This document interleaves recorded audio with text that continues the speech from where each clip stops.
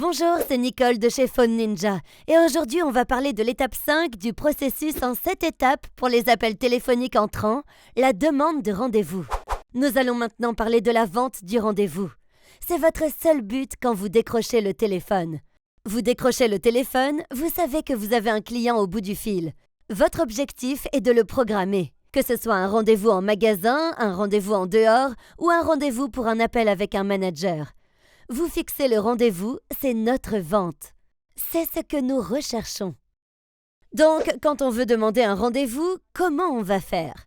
Est-ce que vous prenez des pincettes en posant la question? Alors, quand serait-il possible pour vous de venir? Ou quel serait le meilleur moment pour vous de passer? Peut-être ce week-end? On veut faire preuve de beaucoup d'autorité dans cette situation.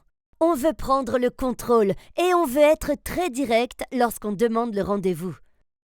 On veut utiliser ensemble deux mots qui sont très efficaces. Quand et être. Quand êtes-vous plus disponible? Maintenant ou plus tard aujourd'hui pour venir jeter un coup d'œil au camion? Quand êtes-vous plus disponible? Jeudi ou vendredi pour venir voir le véhicule? Quand et être. Vous voulez éviter les mots comme voudrait, pourrait, devrait. Alors quand vous voudriez, pourriez ou devriez ou possiblement ou peut-être. Quand pensez-vous? Quand pensez-vous que vous pourriez vouloir venir? Peut-être samedi ou non? Ce qui va se passer là, c'est qu'ils vont peut-être vous dire un « oui, samedi, ça me paraît bien ». Vous êtes quelqu'un de direct. Vous êtes professionnel. C'est ça que vous faites dans la vie. Soyez direct sur ce sujet. Génial! Alors, quand êtes-vous plus disponible? Vous devez leur demander. C'est comme les questions qu'on pose en vente. Si vous êtes direct avec eux, ils vont répondre. Quand êtes-vous plus disponible? Et ensuite, on va diviser cela en options jour et heure. Aujourd'hui ou demain? Quand êtes-vous plus disponible pour venir? Maintenant ou plus tard aujourd'hui? Eh bien, je ne pourrai pas venir maintenant, peut-être un peu plus tard? D'accord, je vérifie mon carnet de rendez-vous. Voyons, j'ai des créneaux disponibles, alors je peux vous voir à 15h15 et sinon je peux aussi vous voir à 16h45. Qu'est-ce qui vous convient le mieux? Vous remarquerez que je vais choisir deux horaires pour lui et je choisis les horaires en 15 et en 45. Sur les côtés, on les appelle l'Est et l'Ouest. Pas à l'heure pile ni sur le 30 pour ne pas donner l'heure pile ou la demi-heure. Pourquoi on préfère faire comme ça? Parce que bon nombre de personnes ont été formatées pour arriver à l'heure pour des rendez-vous en dehors des heures rondes. La plupart de ces rendez-vous sont des rendez-vous médicaux. On sait que si on est en retard, on devra reprogrammer. Donc on a une tendance naturelle à arriver à l'heure. Choisir un rendez-vous décalé est une technique très efficace et qui ne coûte pas un sou.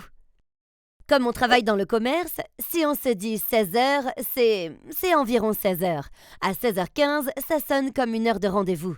Ils arrivent plus à l'heure et c'est ce qu'on veut qu'il se passe. Donc, utilisez ça quand vous faites vos plannings. Rappelez-vous, quand vous annoncez l'information, ils ne peuvent pas vous voir, alors donnez-leur vraiment la conviction que vous êtes très pris. On travaille ce rendez-vous, on a beaucoup de choses à faire et c'est aussi mieux pour eux. Ne vous contentez pas de « Quand pouvez-vous venir ?»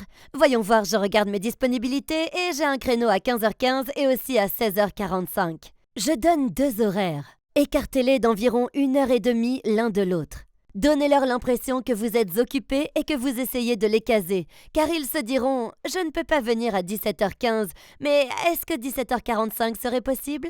Bien sûr, je peux y arriver. S'ils proposent un troisième horaire, pas de problème. On prend, parce que parfois, les gens ne veulent pas s'engager. Voyons, je vérifie mes disponibilités et j'ai un créneau à 14h15 ou à 15h45. Lequel vous convient le mieux? Oh, je ne sais pas à quelle heure vous fermez le magasin. D'accord, refus de s'engager. Ils ne veulent pas fixer d'heure. Donc voilà quoi faire dans des situations comme celle-ci. On tente un rendez-vous provisoire. Voyons si on peut trouver un créneau un peu tard. Je vais voir, donc j'ai un créneau à 16h15 et j'ai aussi un autre créneau à 17h45. Qu'est-ce qui vous convient le mieux? Je ne sais pas, à quelle heure vous fermez? Eh bien, en général, on ferme vers 21h, mais vous savez quoi? On peut avoir de gros pics de fréquentation le soir et je ne voudrais vraiment pas que vous ayez à attendre trop longtemps qu'un spécialiste produit se libère. Écoutez, on peut fixer un rendez-vous provisoire? Et si pour une raison ou une autre, vous ne pouvez plus venir, on pourra toujours annuler et reprogrammer. Ça vous paraît bien? Eh bien oui, ça me va. Continuez d'y revenir encore. Tentez le coup du rendez-vous provisoire. Et si le provisoire ne passe pas non plus et qu'ils ne peuvent pas venir vous voir, fixez donc un autre rendez-vous téléphonique plus tard. Ce sera peut-être juste un autre rendez-vous téléphonique, mais prenez un rendez-vous. Pas convaincu de venir? Tentez le provisoire. Pas de provisoire non plus? Quand pouvons-nous reparler? On peut se reparler à 5h30? D'accord, c'est parti, on fait ça. On fixe une heure et on verra après. On vise toujours le rendez-vous. Vous voulez toujours tout faire pour fixer un rendez-vous et ce, à chaque appel. C'était Demander le rendez-vous. Je suis Nicole et je vous retrouve dans l'étape 6.